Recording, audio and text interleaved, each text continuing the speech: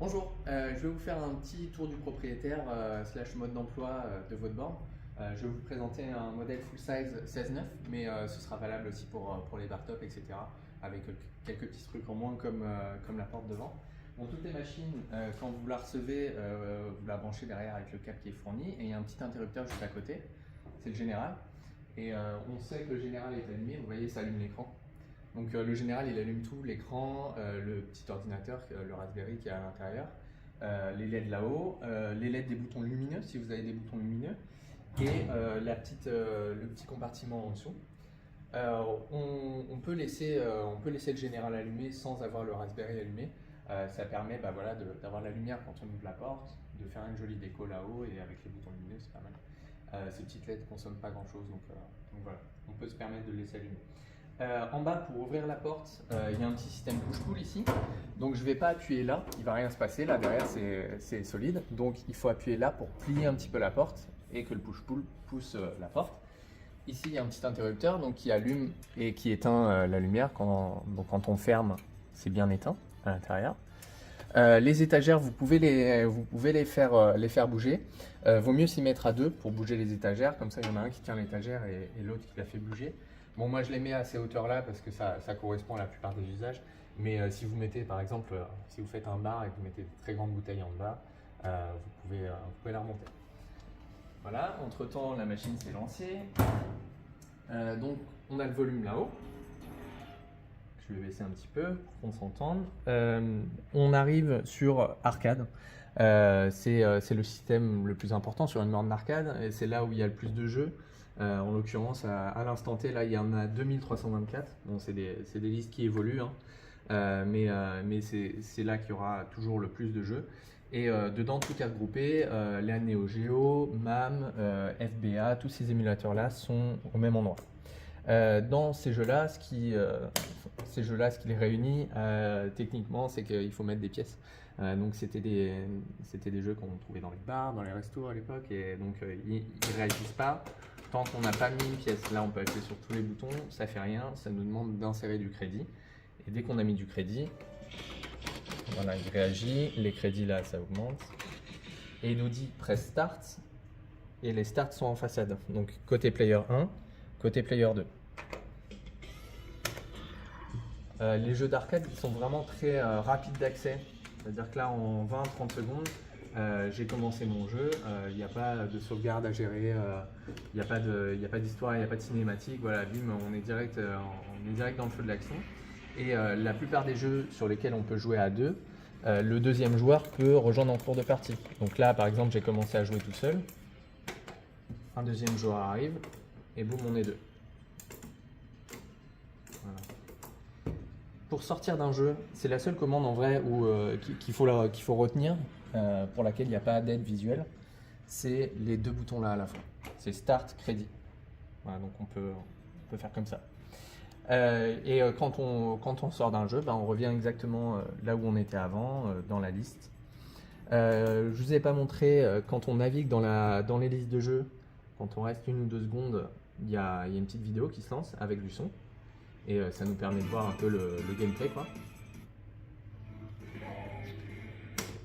Dans ce menu, il y a toujours une aide en bas qui dit quel bouton fait quoi. Donc par exemple là, si je veux sélectionner le menu arcade, ça correspond à ce bouton là. Je peux faire entrée. Et si je veux faire retour, c'est ce bouton là. Retour. Donc en gros c'est entrée, sortir. Il y a d'autres fonctionnalités ici. Donc depuis le menu principal, on peut faire rechercher.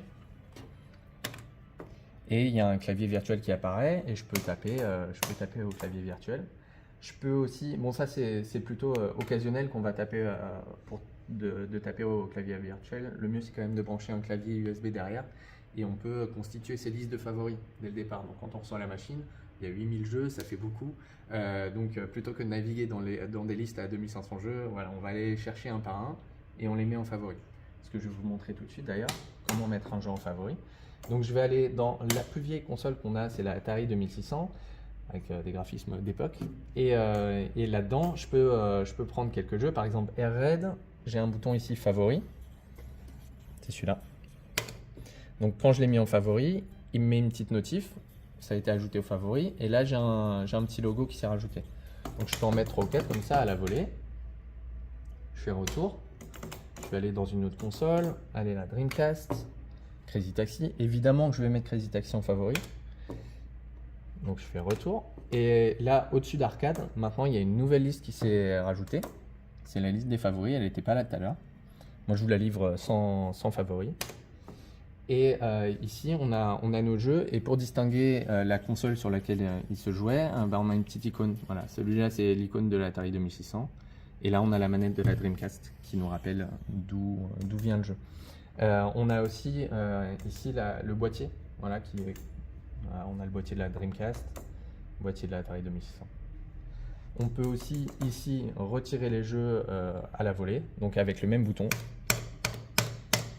La liste est vide. Et là, elle n'est plus là.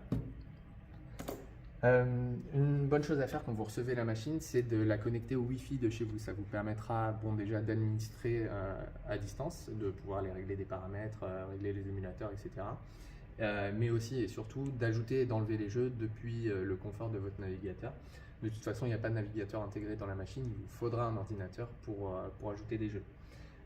Comment ça se passe? C'est depuis le menu principal, on va appuyer sur Start. Et on a le menu des réglages qui s'affiche. Vous pouvez aller dedans, aller fouiller, vous pouvez rien casser. Et au pire, si vous faites un truc, vous n'arrivez pas à revenir en arrière, on pourra toujours remettre les choses d'aplomb. C'est assez simple quand même d'utilisation. Dans le menu principal, on a les options réseau. On va aller là-dedans. Et là, moi, je suis connecté à mon Wi-Fi. Vous voyez, Flex Arcade, le Wi-Fi est activé, il est sur On, et je suis connecté, j'ai une adresse IP. Donc c'est cette adresse IP qu'il faudra taper dans son navigateur pour pouvoir accéder à l'interface de configuration. Vous tapez directement ça dans la barre d'adresse et vous arrivez dessus. Si vous ne voyez pas votre réseau apparaître ici dans SSID, il faut couper le Wi-Fi et le rallumer. Il va se mettre à chercher les réseaux, on sélectionne son réseau et voilà, vous connaissez, on tape le code et normalement on attend quelques secondes, ça se connecte. Et il faut attendre parfois 10-15 secondes avant que l'adresse IP apparaisse, mais voilà, il faut juste être patient et ça apparaît.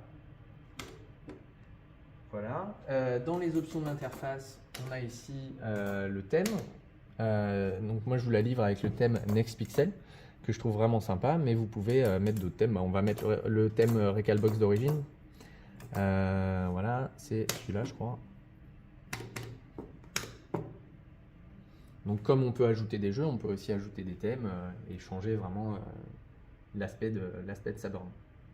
Alors, donc ça, c'est le thème par défaut de Recalbox, qui est beaucoup plus épuré et simple. Voilà, il en faut pour tous les goûts. Depuis ce menu-là, c'est là qu'on va éteindre la machine parce que on pourrait l'éteindre sauvagement derrière, mais on n'a pas envie de corrompre les fichiers qu'il y a sur la carte SD. Ça peut faire qu'un jour vous la rallumez et il n'y a plus de commandes ou il y a des jeux qui marchent plus. Voilà, donc ça corrompt les fichiers en fait de faire ça. On va l'éteindre proprement. Depuis le menu ici, on appuie sur crédit et on a le menu éteindre qui apparaît. Éteindre, on fait OK. Êtes-vous sûr? Oui. Donc là, elle s'éteint. Quand il n'y a plus Recalbox là-haut, ça veut dire que le Raspberry est éteint. On peut l'éteindre derrière au général. Ou comme je vous disais tout à l'heure, on peut aussi laisser allumer le général. Et c'est là que voilà, vous pouvez la laisser comme ça. Ça fait une jolie déco dans votre salon. Ensuite, pour redémarrer la machine, il nous faudra obligatoirement éteindre et rallumer derrière. Donc là, j'éteins. Et si je veux la relancer, voilà, je rallume.